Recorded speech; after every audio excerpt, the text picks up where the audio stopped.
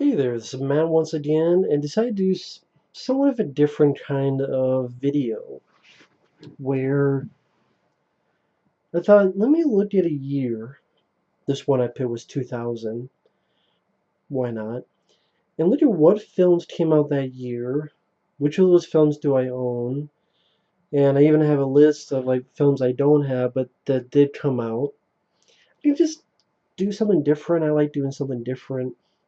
Reason I'm laying down because I had a chair and fucking it broke, so otherwise I'd be doing this while sitting. But fuck it. I'll do it while laying down. So the year 2000, the Y2K bug did not happen.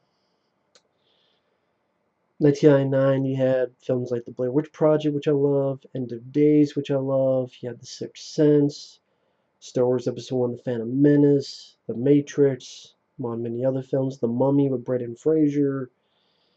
So let's go into it somewhat alphabetically. We have 28 Days, Sandra Bullock flick, where she gets arrested because she's a party girl. So she gets into this uh, rehab, a stretch at rehab. This is a pretty decent flick. I'm a fan of Sandra Bullock. And this does have a couple features. It has a commentary with the director and the producer, HBO making of, some little featurettes, trailers. And this has some recognizable people, not just Sandra Bullock, but you have Steve Buscemi in the flick. You have Viggo Mortensen. You have Diane Ladd, Elizabeth Perkins. Uh, it's one of those old cool, like Steve Buscemi and Viggo Mortensen. It was cool to see these guys in there. And I think the guy, oh, what's his name, from Tucker and Dale versus Evil, not Tyler Bean, but Alan Tudyk. I believe Alan Tudyk is in this as well. I think he's actually this guy here with the glasses, which you can't really see, but right there with his arm raising up. But yeah, decent little flick. Comedy. Sandra Bullock does a good job. A decent little flick. Now, you did have a film called Three Strikes, which I haven't seen. Above Suspicion with Scott Bakula, which I'd never even heard of. But you also have The Sixth Day.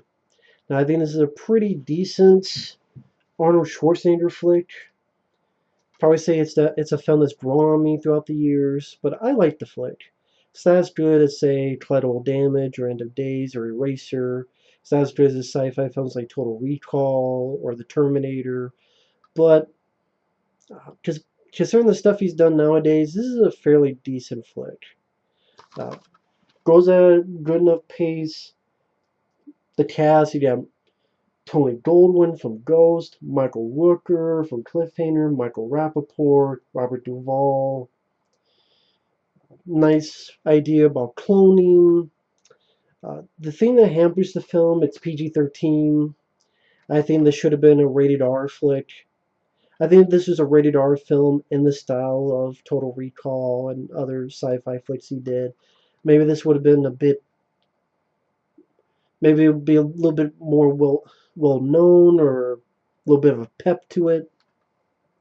But there's some nice art lines. Something about, I think he tells Tony Dolan, when you take your head and shove it up your ass or something like that. Or, no, he says something like, how about you clone yourself so you can go fuck yourself? I think that was a line. It's been a while since I've seen this flick, but I do enjoy it. And it does have some features from back in the day, Showtime special and so forth, so it's nice. The Sixth Day. Entertaining film. Then we have a flick that I don't think is as bad as people made it out to be. It's no Roger Rabbit, but I never thought it would be. The Adventures of Rocky and Bullwinkle. Never followed the show. I've heard of the show, seen clips of it, but didn't watch. I haven't seen many episodes. But I don't think this was that bad of a film. It got bad reviews. It flopped horribly. But I think this is better than the Smurfs movies, and I would put this above the Alvin and the Chipmunk flicks, among others. I thought Rocky and Bullwinkle, that those characters worked well. It was being witty with its humor. Interesting cast. We got Robert De Niro, Rene Russo, Jason Alexander, uh, Keenan and Kel Thompson from Good Burger, among others. Not sure about Piper Perabo, but she wasn't as annoying as other characters would be in that. You know, for what she was doing, I guess she did all right. But yeah, I thought this was a fun little flick. I know it was a big box office bomb when it came out. Everyone was compared to Roger Rabbit. I never thought it'd be as good as Roger Rabbit. I thought it was just an entertaining flick. Rocky Bullwinkle. Then go to the opposite of the spectrum where it's fucking horrible. Agent Red. And if I screw up and one of these is like 2001, I apologize. Sometimes it'll say 2000, but then because when you look up dates, it'll be like, oh, it was in this one festival and this year, but everyone knew it came out last year. But because it was in this one theater last year, that's the year they give it. So sometimes it gets weird out. So if I screw up, I apologize ahead of time. But I did the best I could that these are surely for the year 2000. But there might be a few mistakes. But oh well. But like Agent Red, I know it says here, like on IMDb, it says 2000. But yet on this DVD, it says 2001.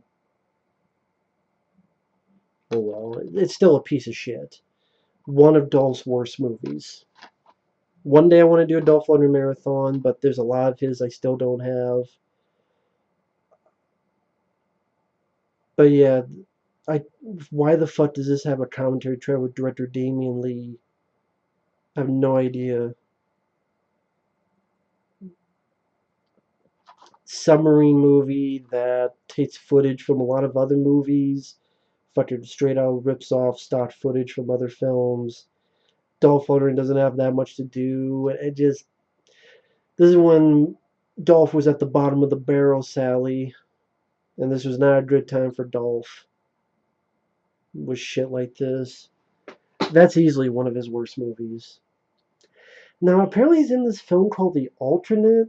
Not Dolph, but there was this film called The Alternate, which I don't know much about, but it has Eric Roberts, Ice-T, and Michael Madsen. Directed by Sam Furstenberg, who did American Ninja. And it's funny, they have the cover, but that's not Ice-T's face, it's another person's face, but they have Ice-T above his name, above his face. And it says, in the tradition of Die Hard. So I guess it's a low budget White House Down before White House Down and Olympus Has Fallen. But it's called The Alternate. I mean, never even heard of this film before, but yeah, Eric Roberts, Brian Janice, John Beck, Michael Madsen, Ice-T. Idea is funny because that's not Ice-T on the cover that they have here on Letterboxd, which I have the list on. But next up, once I find where I put it,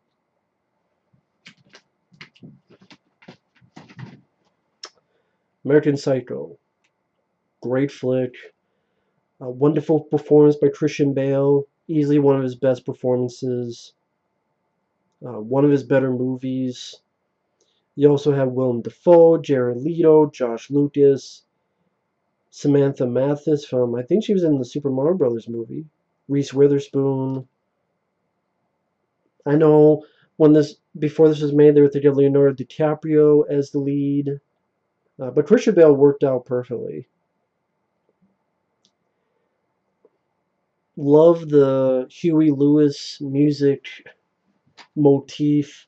Hit the beast where? Da-da-na-na. So, and his killing of Jared Leto, and he has the two women. He's chasing He's naked with a chainsaw, and then the ending is definitely a what the fuck ending. It's like, wait a minute, did none of this happen? Is he imagining that none of this happened? Or is he so psychotic that he imagined this whole thing, but in reality nothing happened? Or like, it's definitely a weird what the fuck ending. Um, I wonder if other people have like different interpretations of it. As it says here, a sharp satire to the dark side of yuppie culture in the 80s. So, yeah, definitely a great performance by Christian Bale. I never saw the sequel, I'll be honest. Never saw the sequel. That's one of those things. If I was rich, well, I do a lot of things if I was rich, but one of them is just buy all these stuff to have a collection and then just review them one by one. Or like go year by year. Well, I don't have that movie. Let me get this, this, and this. Find it for cheap if I can, because I still be stingy. There's a film called Animal Factory, which is Willem Dafoe and Edward Furlong. Well, Willem Dafoe takes Edward Furlong under his wing while they're in prison. Never even heard of the film. Apartment 12, some comedy with Mark Ruffalo. Before the Hulk. Being the Hulk, he was in Apartment 12. Then we have a decent Wesley Snipes flick. Uh, successful enough that it got two sequels actually. One sequel that did have Wesley Snipes and the other without him. I think this one did go to theaters. It's by Christian Duguay, who I believe is the same director who did Screamers with Peter Weller. There's some nice style, some decent action set pieces. Wesley Snipes does fine on the acting front. You also have Michael Biehn in the film, Donald Sutherland, Ann Archer, Teruyuki Tagawa, who is Shang Tsung in Mortal Kombat. So this is a pretty good Wesley Snipes film that no one talks about. The Art of War. I know it did not do well when it came out, but definitely better than Blade 3.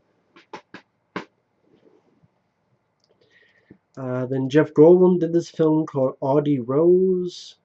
Richard Gere and Winona Ryder were in this romantic movie called Autumn in New York.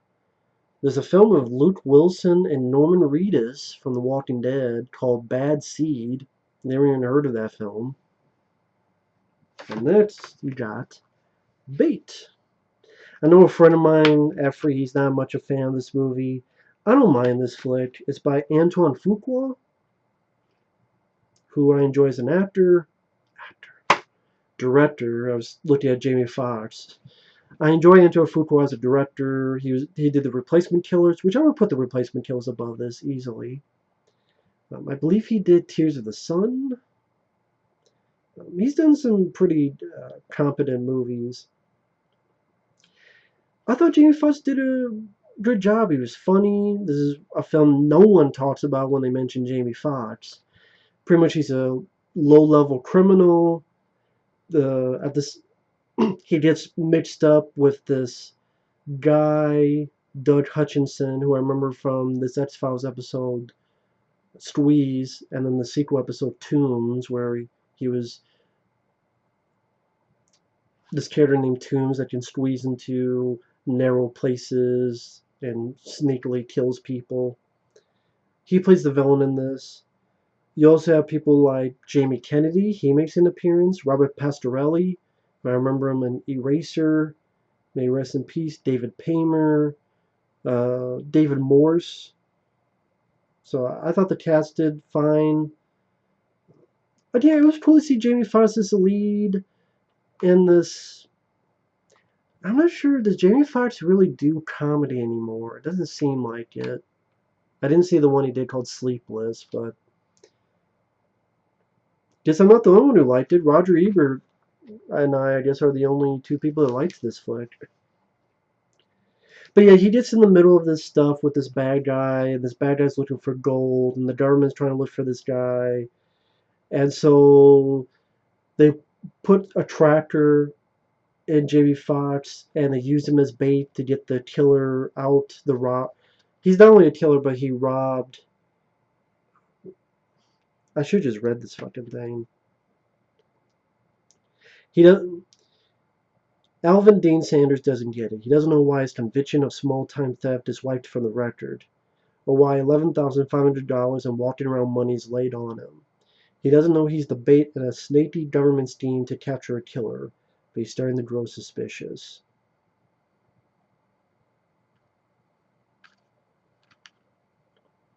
So, but yeah, I enjoy this flick. I think it's a film no one talks about, but I think if you're a Jamie Foxx fan, it's at least worth a look for that. Then you have Bamboozled, which is a Spike Lee film I never saw. Battlefield Earth, which I don't have. It's a bad fucking movie. Um, I would like to pick these movies up for a collection, though, and just, do like a year in review and review all these movies, but need to save up for that. But Battlefield Earth is an infamously bad film, of course. I reviewed it long ago. I think he was either online or I might have rented it at the video store. I can't remember, but it's been so long. But an infamously bad film, Battlefield Earth. Everyone knows about Battlefield Earth. What the hell can I say about that flick? That hasn't been said.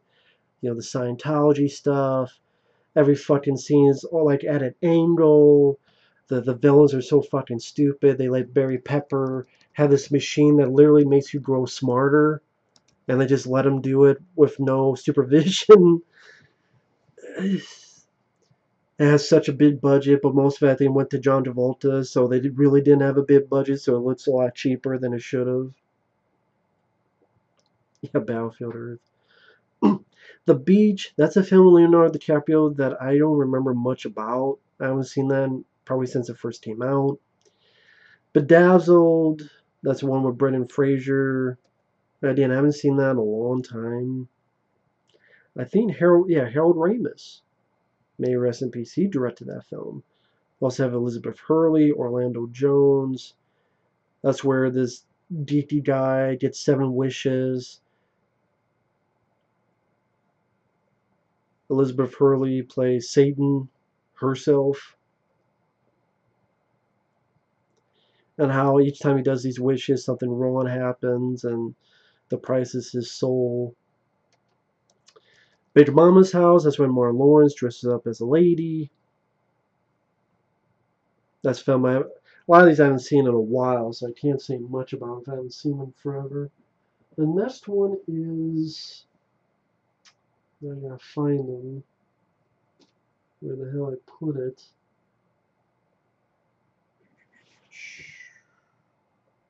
There we go. Bless the Child. Not that bad of a flick. It's directed by Chuck Russell, probably the least known Chuck Russell film. It's helped by a capable cast. You got Kim Basinger, Jimmy Smits, Christina Ricci, Ian Holm, Rufus Sewell, who is in Dark City. He's your villain. Jimmy Smits is a cop trying to help out Kim Basinger. Pretty much is about this cult that wants Kim Basinger's child because they think she has these powers.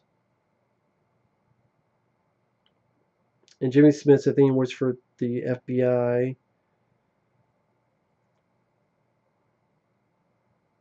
And capably directed, very nice cast that work well together. Rated R, so they didn't go for the PG-13 route. Does have a commentary with Chuck Russell and the visual effects supervisor. Trailer TV spots, little cast and crew interviews from back in the day. But yeah, no one talks about this movie. No one. One day I'd like to review this. One day, sort of say my thoughts for that, but doesn't have a downbeat ending from what I remember, which that was a nice thing. Yeah, decent flick. Next is Blood Surf, which I actually reviewed on this channel. I know I have it somewhere. I couldn't find it, but Blood Surfer is a pretty campy killer crocodile type of flick. Again, I reviewed it on this channel. Bloody Murder, very cheap, horrible ripoff for Friday the 13th. You have, well, I already reviewed this one not that long ago. The Bogus Witch Project. Yes, that's Pauly Shore, who's in one of the segments. It's a very cheap anthology based on Blair Witch, where it's about, was it 5 or 6 stories? 2 or 3 of them are decent. The rest not so much. So I could keep the DVD because 2 or 3 of them gave me some chuckles. The others are pretty poorly done, and then there's these segments within the stories, fake commercials, fakes, these type of skits that were not needed, should not have been in the flick. And yeah, I reviewed and ranted on this flick. There's some decent things in the movie, but yeah, overall, can't call it a good flick. But yeah, there's a couple segments I didn't mind.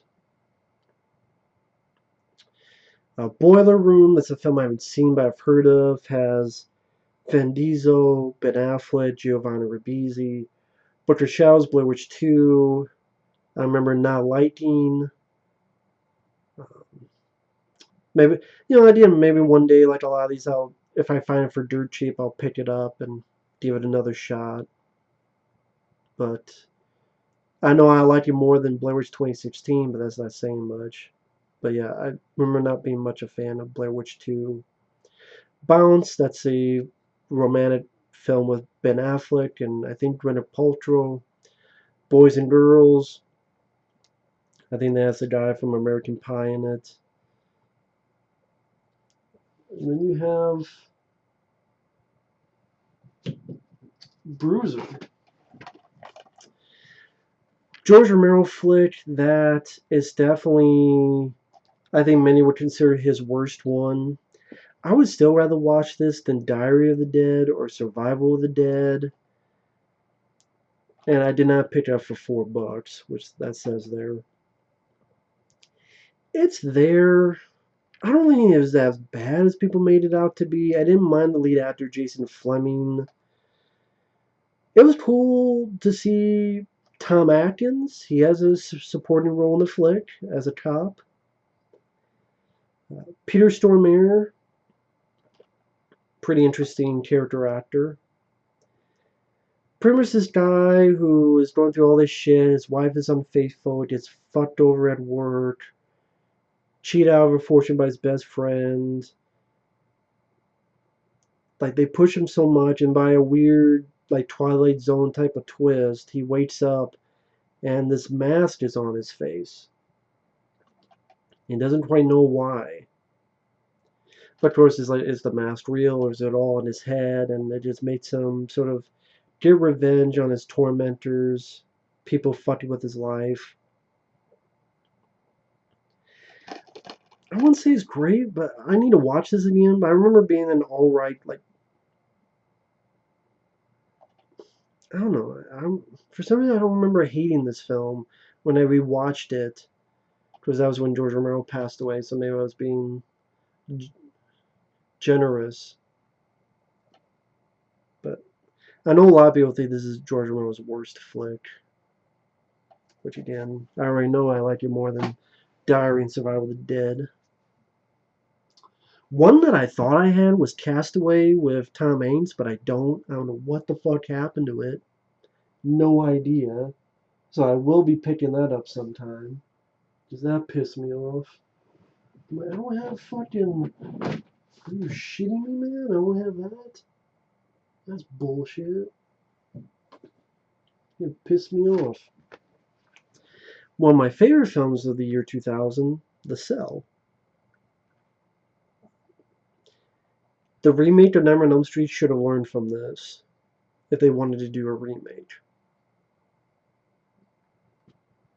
Or, you know what, like you said, instead of doing a remake of Dreamscape or a remake of Elm Street or whatever the fuck remakes will happen, Do your own film, and then you get cool stuff like this. Hell, they could have twisted this around and called it a remake of Dreamscape. Hell, I wouldn't be surprised if you hear something one day this was going to be a remake of Dreamscape. But no, just make it your own movie. Angelina, I mean, and not and I guess I mentioned Angelina Jolie because her and Jennifer Lopez they kind of get hated on nowadays, but I don't think they're that bad. I think Jennifer Lopez does a good job here. She's a psychologist that gets through this device into people's dreams, and she's working with this kid, which I think that's what reminded me a little bit of Dreamscape. But then you have the serial killer played by Vincent D'Onofrio, and this FBI guy played by Vince Vaughn wants and needs her help, so she goes into the mind of a killer. Tarsem scene had some insane visuals in this movie.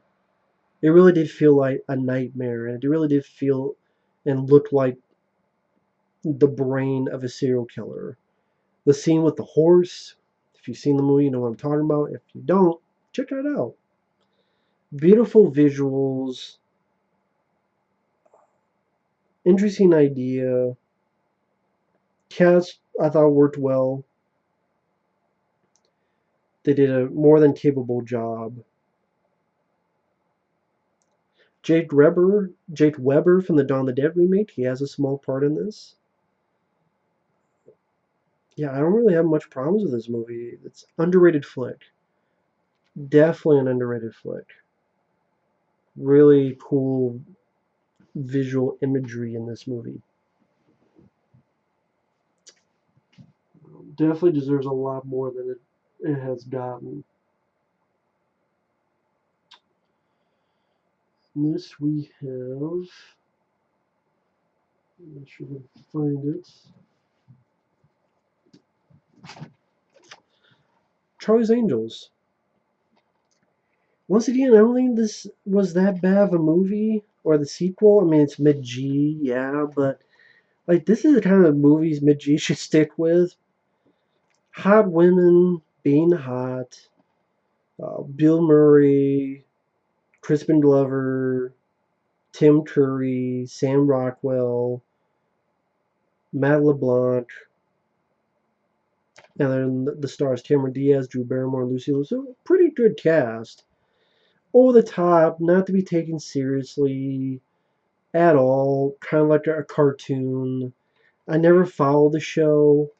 I know that I think Bill Murray choked out G at one point, and there's a story that Bill Murray made Lucy Liu cry because he said she couldn't act, which just makes me think of Bill Murray as more of a fucking dickwad.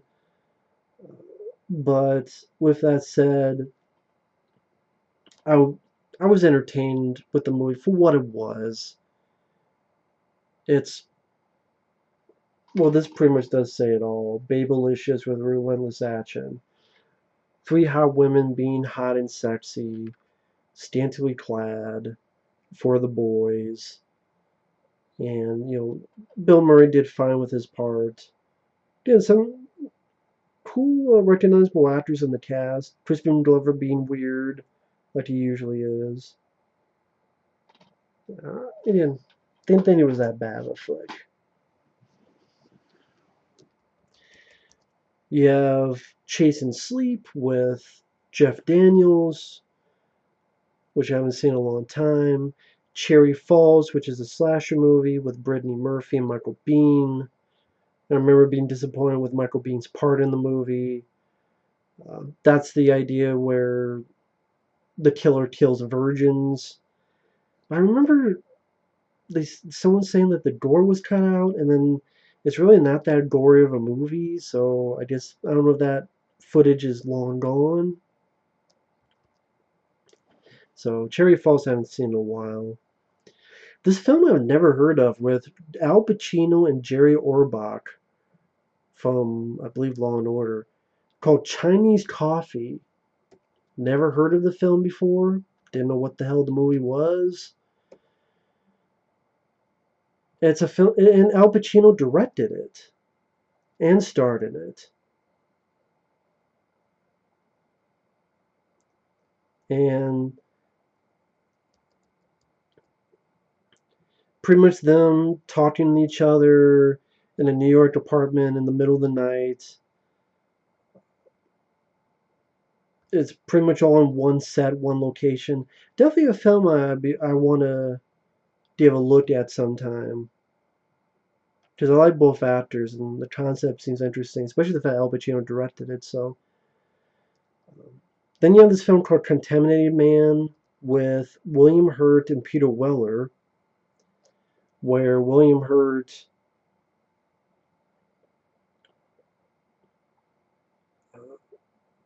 his wife and kid die in a freak accident. He discovers mysterious deaths that follow this guy played by Peter Weller, and Peter Weller carries this type of virus that contaminates people. But I guess like Peter Weller doesn't know it yet. Interesting idea. Directed by Anthony Hitchcock. This is a guy who did Waxwork 1 and 2, Hellraiser 3, Full Eclipse. So again, another film I would like to give a look someday. Yeah, The Contender, which I know this is a more of a political drama with Joan Allen, Gary Oldman, Jeff Bridges, Christian Slater, Sam Elliott, William Peterson, Philip Baker Hall. I would like to give it a look just for the cast. It's a hell of a cast.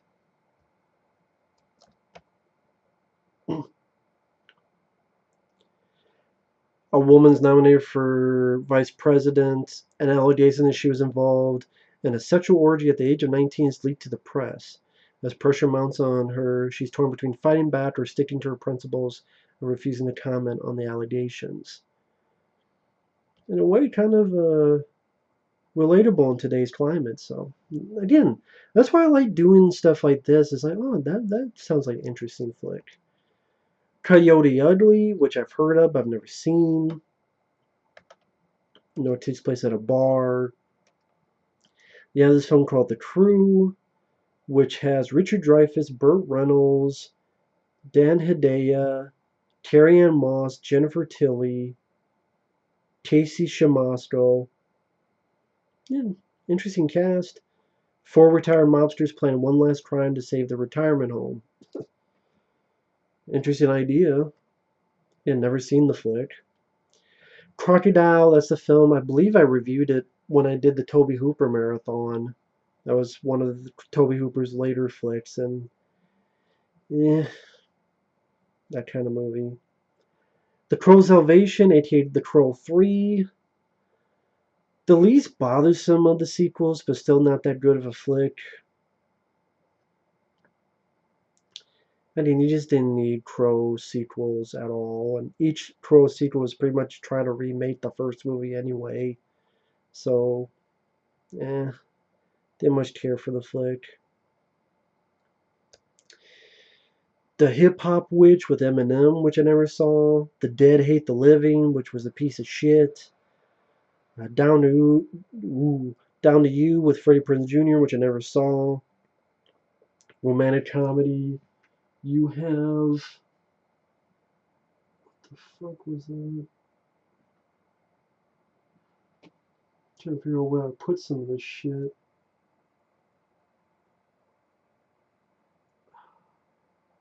I always forget because it's a 2-pack with that and Cursed. And that is Dracula 2000. Directed by Patrick Lussier, who would later do the My Bloody Valentine remake, Drive Angry with Nicolas Cage. And this, I mean, it's interesting the fact that Gerard Butler, yes, Gerard Butler, plays Dracula. You have Omar Epps, Johnny Lee Miller, Jennifer Esposito, Sean Patrick Thomas, Jerry Ryan. Uh, who's the other actor? It's an older actor. Christopher Plummer. I think he's Van Helsing, which that was interesting. I remember being like a time waster at best, but not being like huge on it. hip and happening in the tradition of the Scream trilogy. I don't know about that, but Dracula 2000. So if you want to see Gerard Butler try playing Dracula, go for it.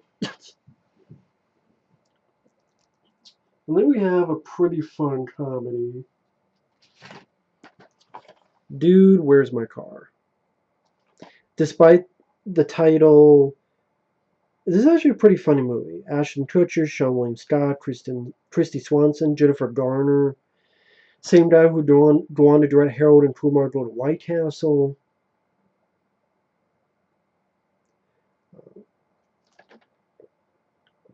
I don't know. I thought this was just a pretty damn funny flick. I don't know what the director has done since then. This and Harold and Kumar Go to White Castle. I always remember the scene of the drive-through where it's like, and then, no and then, and then, no and then, and then, and then, and then. It's stupid comedy, but stupid comedy done right and done well. And these two played off each other very nicely. I'm actually surprised they never did a sequel. They're saying you need a sequel. I'm just surprised they never did a sequel because I thought this was somewhat successful. Who knows? But there's Dude, Where's My Car?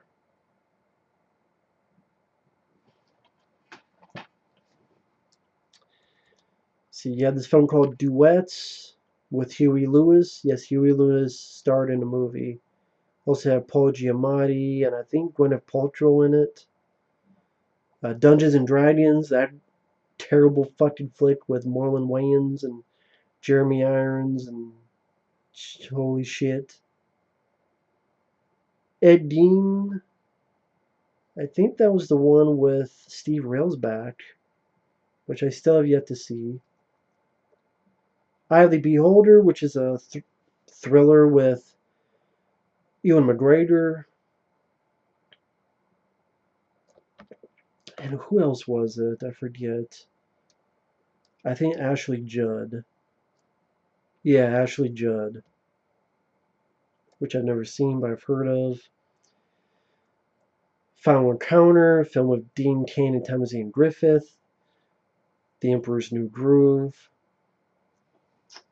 And then you have the start of a franchise. Final Destination. I enjoy the first two. The second one is my favorite, but this one really like the idea of death killing people in these weird, crazy, imaginative ways. It was a cool concept for a slasher movie. And you know, I like Devon Sawa, Tony Todd, Ali Larter. I thought the cast worked well. You also had Sean William Scott as part of the cast. The interesting concept, cool kills, capable cast. I like the lead guy.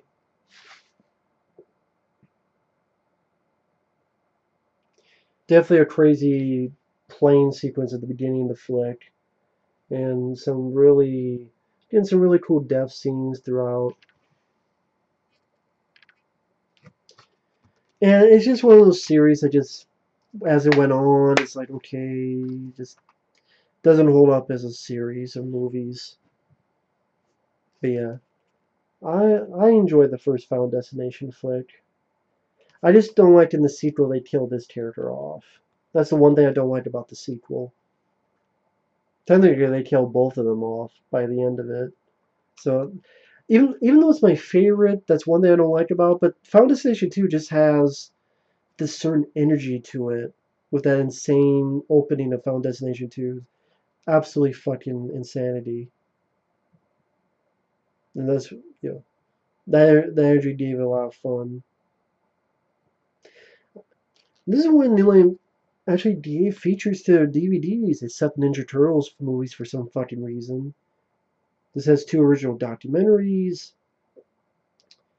commentary with Devon Sawa, Kiera Smith, Kristen Cloak, and Chaddy Donella. This is the cast. And then filmmaker commentary, James Wan, Glenn Morgan, and then the writers like Jeffrey Reddick. He came up with the story, yeah, and he was one of the writers. So it does have some features on it. For some reason, New Line Cinema couldn't give that with Ninja Turtles, but whatever. Fortress 2, which I reviewed a while ago. Fortress 2, subpar version of Fortress 1. Some really crappy CGI, a lot of crappy CGI. Just it's Fortress, but on a spaceship, and just not as good as the first movie. Not nearly as good. It is like, let's remake the first one, put it in space, have a lot more crappy CG. And it's rated R, but it doesn't feel R rated like the first one does. This one seems a bit toned down, so not the biggest fan of Fortress 2 Reentry. But again, I think I did review that on the channel. Frequency, love this film. Great, beautiful story about a father and son, how they connect through this sci-fi. When a once-in-a-lifetime phenomenon of nature opens a mysterious channel to the past through the CB radio, he's stunned to discover that he's able to communicate with his dad, who's been dead for 30 years. By changing the past, they set in motion a string of brutal unsolved murders with John's mother, aka Frank's wife, the next victim. Racing against time, the son and father must now find a way to stop the crime that could destroy the future for both of them. Great story, has a wonderful heart on its shoulders, a lot of nice emotional moments. These two were solid in the flick. Even at the end of the film, it has a song by Garth Brooks, and I didn't mind the song. It's one of the few country music songs I don't mind because it works perfectly with this flick. Great movie, Frequency. Really, a movie with its heart very much on its shoulders.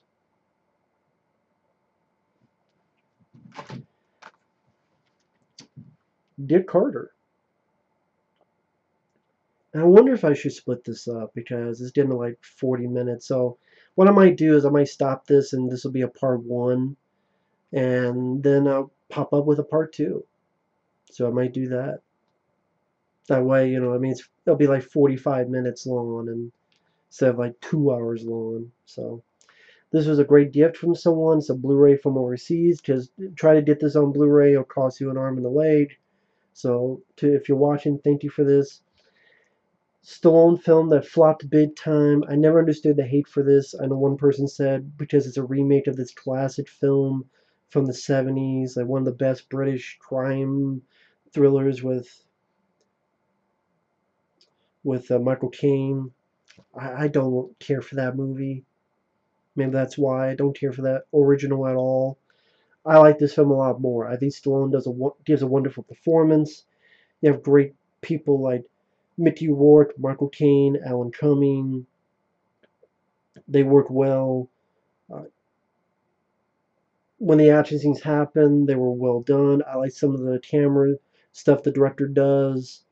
I enjoy the look of the film. I think the score fit the flick like a glove. Who did the score? Tyler Bates. Almost like a West, like I almost would say Italian Western feel at the very beginning of the film with the score. Maybe that's not the exact way, but I don't know how to describe it. But, oh, I did a review for this film when I did my Sylvester Stallone marathon, so you can feel free to check out my review on that. But I think this is one of Stallone's more underrated flicks. Don't get the hate for this. This is called one of the worst remakes ever. I call horse shit on that. I think this is a damn good flick. So with that said, thanks for watching, take care, and stay tuned for part 2 of the year films of 2000. Wish I could have worded that differently so it made sense. Like, films from the year 2000, but what can I do? See you guys in a bit.